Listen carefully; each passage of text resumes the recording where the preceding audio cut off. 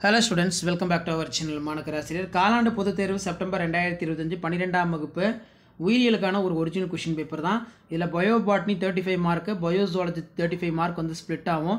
So first bio botany வந்து பார்த்தீங்கன்னா ஏதேனும் 4 வினாக்களுக்கு மட்டும் விடையளிக்கவும். 4x2 8. இதுல உறைக்குளிர் பாதுகாப்பு பற்றி எழுதுக. ஆண் கேமிட்டாகத்தின் படமறைந்து பாகம் குறி. பிற்கலப்பு என்றால் என்ன? பின்வருவனவற்றில் மடியத்தின் பெயர்களை எழுதுக.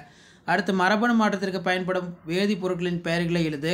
உயிரி வழி திருத்தம் என்றால் என்ன? இதெல்லாம் ரொம்ப முக்கியம். 2 மார்க்கில் இதெல்லாம் நல்லா எழுதி பார்த்துக்கோங்க. அடுத்து ஏதேனும் 3 வினாக்களுக்கு விடையிலி பொறுத்த வரைக்கும் வினா எண் 19 கட்டாய வினா. மண்முண்டு பதியம் காற்று முன்று பதியம் வேறுபடுத்துக. மெண்டலியத்தை மறு ஆய்வு செய்து கண்டறிந்த அறிவியல் அறிஞர்களின் பெயர்களை எழுது. மரபு வரைபடம் என்றால் என்ன? அதன் 2 பயன்களை எழுது. திசு வளர்ப்பில் பயன்படுத்தப்படும் 3 வளர்ப்பு ஊடகங்கள் பெயர்களை எழுதுக.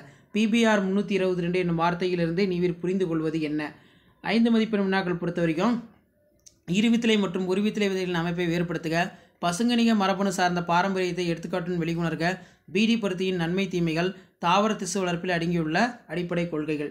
இது உயிரி தாவரவியல். உயிரி விலங்கியல் கீழே கொடுக்கப்பட்டிருக்கு.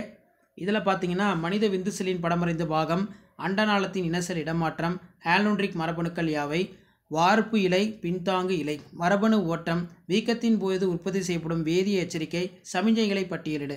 19 வந்து டிஎன்ஏ விரல்லேகை அச்சிடுதலின் பயன்கள், டிஎன்ஏ ஃபிங்கர் பிரிண்டிங். புதைபடிவாக்கம் என்றால் என்ன? அதன் வகைகள். இயல்பான செயலுக்கும் மற்றும் புற்று செல்லுக்கும், அதாவது இயல்பான செல்லுக்கும் புற்றுநோய் செல்லுக்கும் உள்ள வேறுபாடு. உயிரி எதிர்ப்பொருள் எதிர்ப்பு திறன் எப்பொழுது உருவாகிறது? 5 மார்க் பொறுத்த வரைக்கும் மனித விந்து செல் உருவாக்கம், அண்ட செல் உருவாக்கம் நிகழ்வுகளை வரைபடம் மூலம் விளக்குக. மெண்டலிய குறைபாடுகளை விவரி. மனித மரபணு திட்டத்தின் சிறப்பியல்புகளை எழுதுக. செயலாக்கத்தை மந்தமான நோய் தடுப்பு காப்பில் இடையே உள்ள வேறுபாடுகளை விளக்குக.